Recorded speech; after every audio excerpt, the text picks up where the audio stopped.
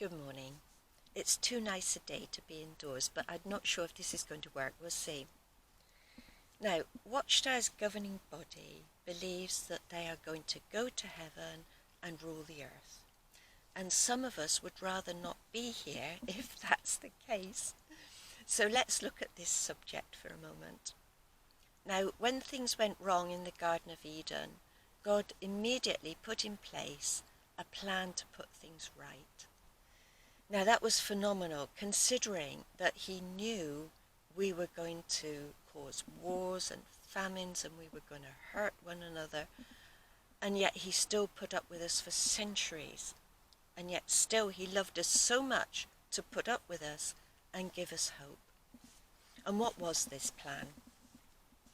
In Matthew 25, in verse 34, Jesus said to those on his right hand, "Take for your heritage the kingdom prepared for you since the foundation of the world." This kingdom, what is it?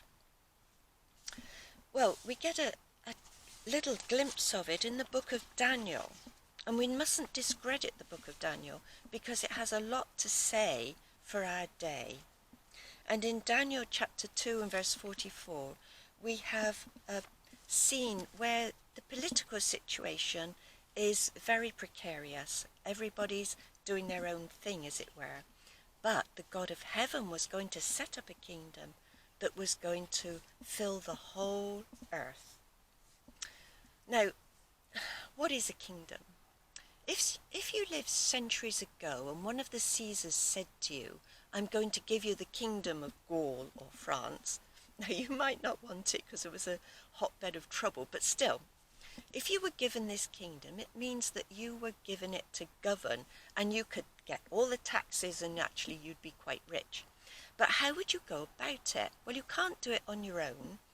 So you get together what you hope are trusted people, and you put them over various departments to look after agriculture, maybe insurrections. You might even consider the well-being of your subjects. But under God's kingdom, what was it? Was it going to be something similar? This was going to fill the earth. In Daniel 7, it talks about verse 13. It said, "I saw coming on the clouds of heaven one like a son of man." This was obviously the Messiah. Verse 14, "On him was conferred sovereignty, glory, and kingship." So Jesus was going to be the king of this kingdom, which would be wonderful. But it adds in that same chapter, verse 27, that the sovereignty, kingship, and splendor of all the kingdoms under heaven will be given to the people of the saints of the Most High. So who are these saints? Well, if we have a look at Luke 22 and verse, where are we? 29, I beg your pardon.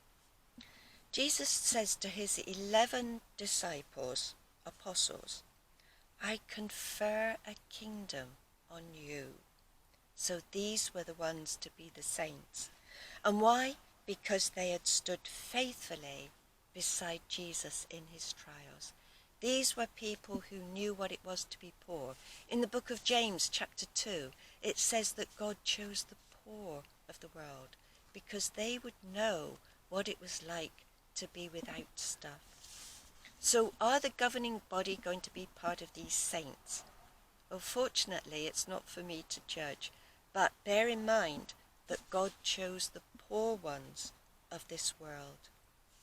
So in another video, we might look at the sort of people that Jesus chose to be heirs of this kingdom, to rule over this earth, so that we have a real hope of peace and comfort and not a dictatorship.